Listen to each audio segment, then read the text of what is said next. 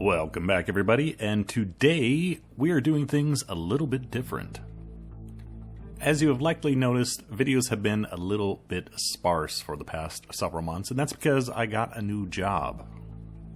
It's a lot more hours and a complete lifestyle change, and it's been really hard keeping up with the painting. Painting for myself, for fun, is somewhat manageable. Doing it in the streams I can do, that's pretty freestyle, but the videos take a lot more work.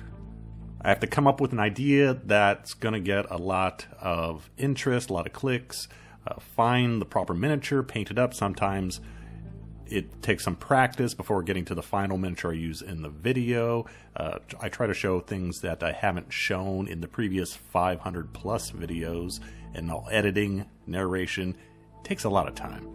I thought about just admitting defeat and giving up, but then suddenly I had an idea.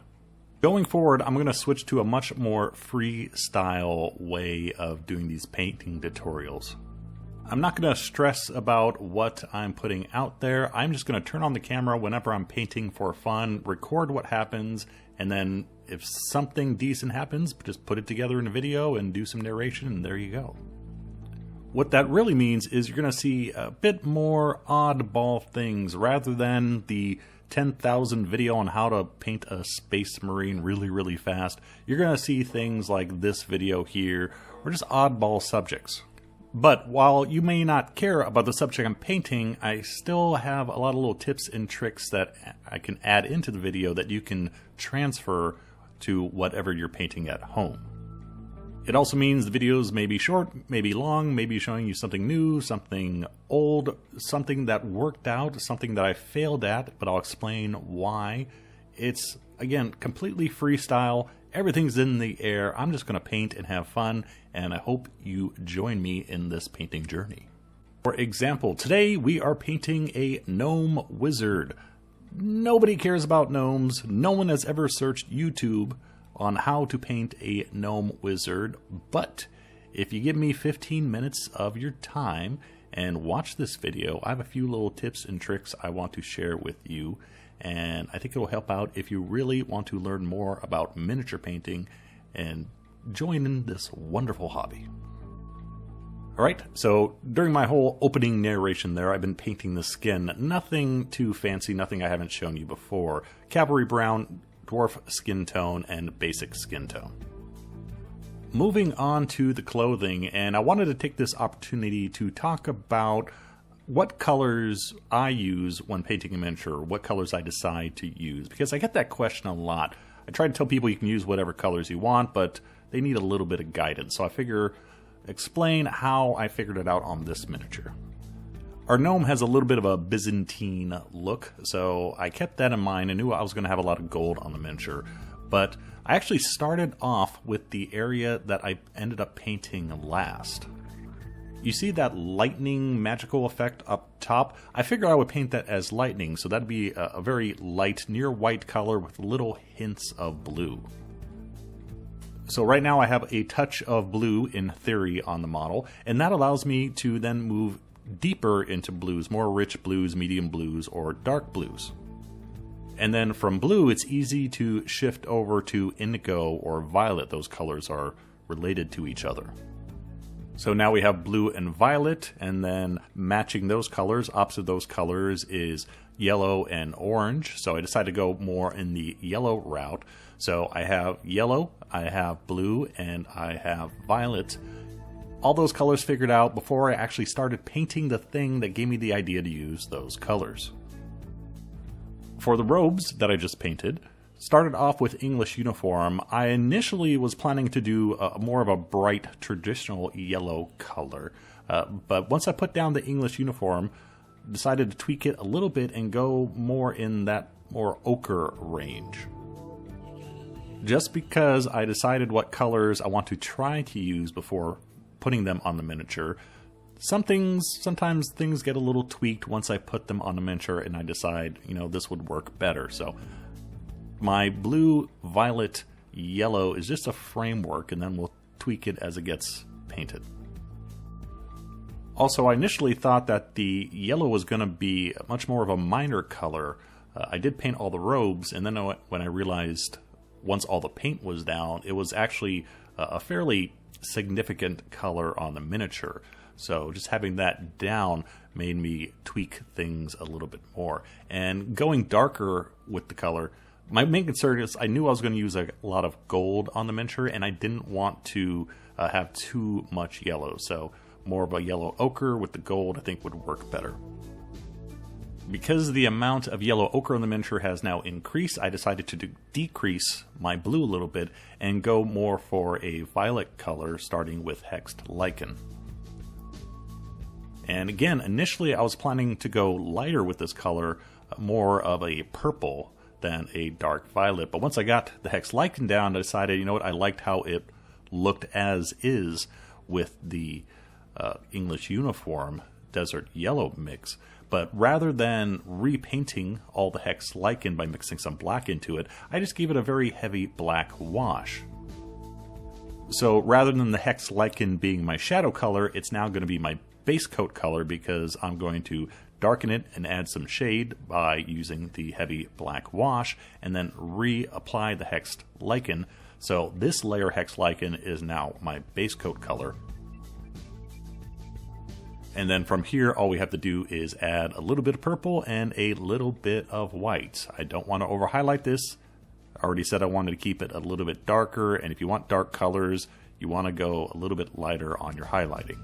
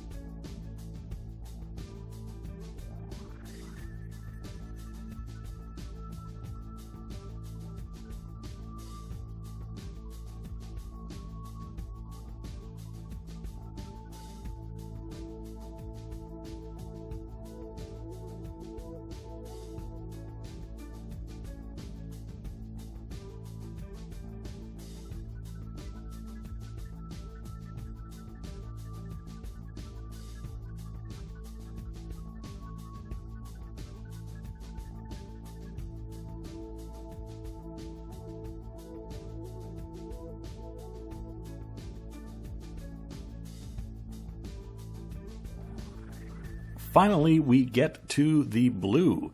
First color that I thought about using on this model ended up showing up minimally, but again, that's okay because the colors are working out, and as I did say, you can tweak them as you actually apply them to the miniature. Fairly simple here, adding the blue to our robe trim. Gonna notice as we move up into the highlights, I'm getting a bit more precise with my painting. There are runes on the trim, and as I move up to the highlights, I start to kind of circle around the runes, so the deeper shade stays in the runes and we highlight the edge that makes the runes pop more. If I boo-boo and end up getting a little bit of light blue in the recesses of the runes, I can go back and just add a thin black wash into those runes to get my contrast back.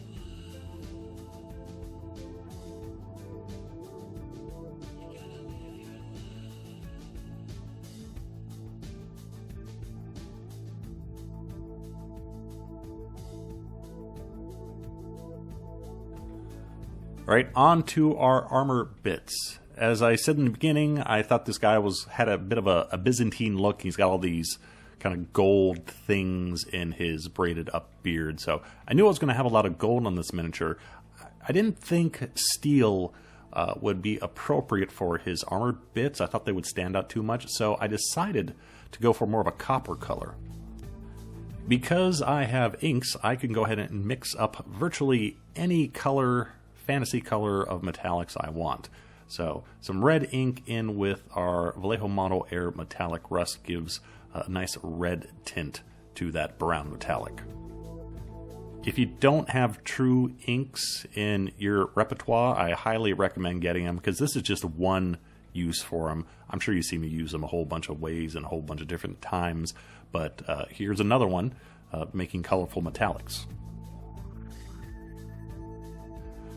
Since the metal here is very busy, I'm not worrying too much about overdoing the highlights. We have the metallic sheen to give us a lot of highlights. So just one highlight after the base coat, and then I apply a wash, a mix of brown and black ink, because all that fine little detail is really going to pop with a wash.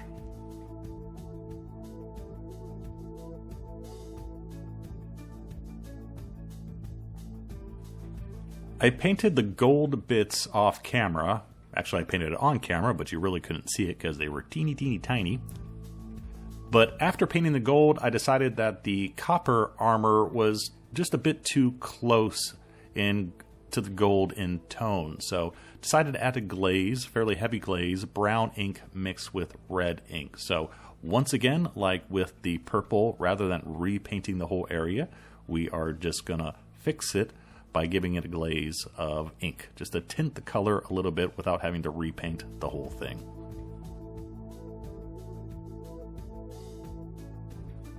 Finally, we get to the lightning, the thing that in my mind we started off with.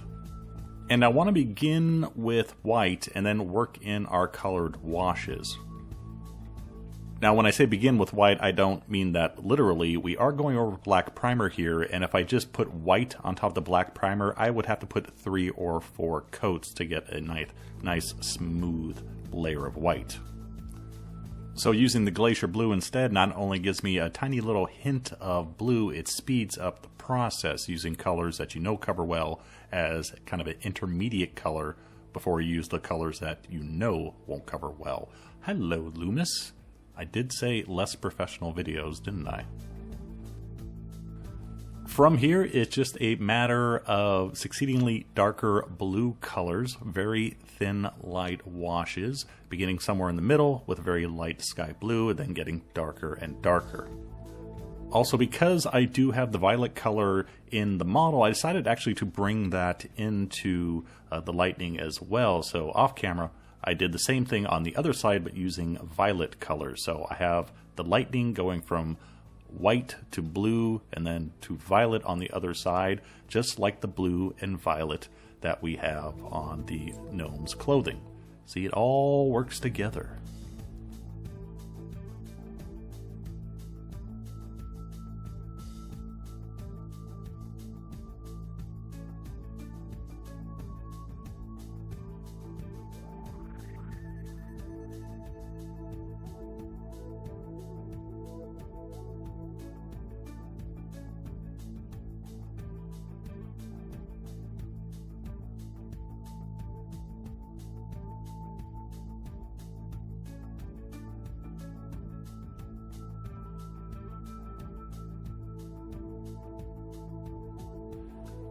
And there we go, one painted gnome.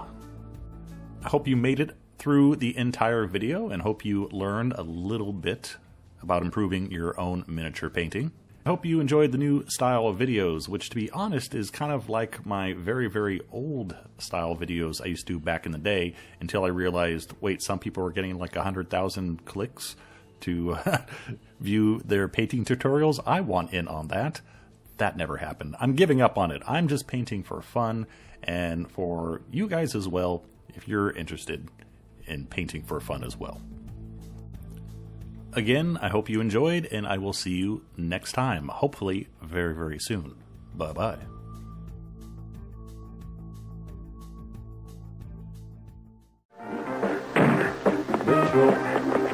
Mitchell, your eye on the sandwich. Mitchell, heart's pounding. Mitchell, veins clogging. Mitchell.